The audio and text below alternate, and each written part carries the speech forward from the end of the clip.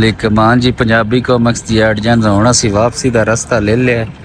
ये जेह्ड़े मोटरसाइकिल तुहानूं उत्ते डाले दे लोड हो के नज़र आ रहे ने, ये लवारी टनल तो मोटरसाइकिल ते चढ़ के तुसीं नौ लग सकदे, क्योंकि इत्थों दा असूल ते कानून है मोटरसाइकिल तुसां लोड करके ले जाने ने।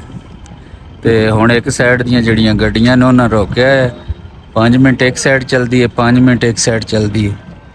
थल्ले वेखो, ਉਹ ਜਿਹੜੀ ਸਾਹਮਣੇ ਤੁਹਾਨੂੰ ਨਜ਼ਰ ਆ ਰਹੀ ਹੈ ਟਨਲ ਉਹ ਹੈ 3.5 ਕਿਲੋਮੀਟਰ ਦੀ, ਤੇ ਇਹ ਜਿਹੜੀ ਹੈ ਨਾ ਇਹ ਵੇ ਤਕਰੀਬਨ 10.5 किलोमीटर। गाड़ियाँ जो हैं वो चल पड़ी हैं। ओए आ जाओ।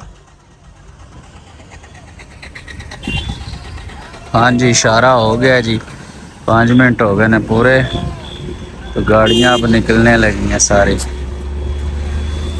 मुसाफिर अपनी अपनी गाड़ियों में बैठने लगे हैं। गाड़ियाँ जो हैं वो चल पड़ी हैं।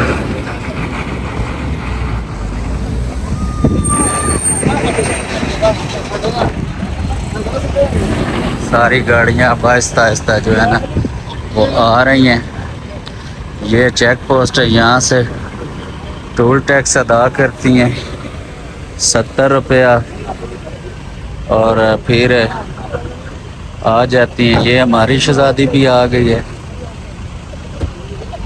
हम भी अपनी शहजादी में बैठेंगे और फिर हम भी जाएंगे।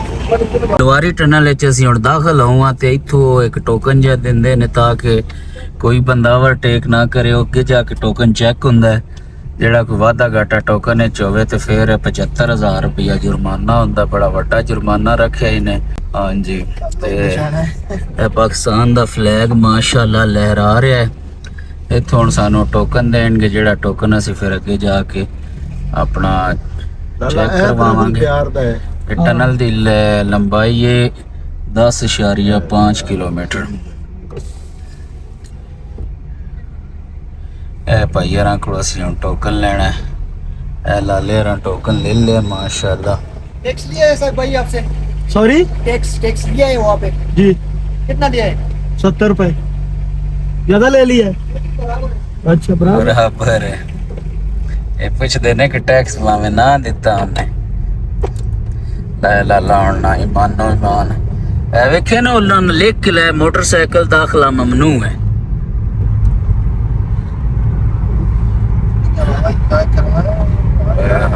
उधर तो लाले 5 मिनट सफर तय कर लिया, अज का पता नहीं।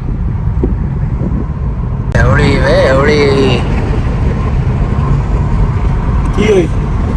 बड़ा बजाना है ना, डर आंदा टनल चूल्हा।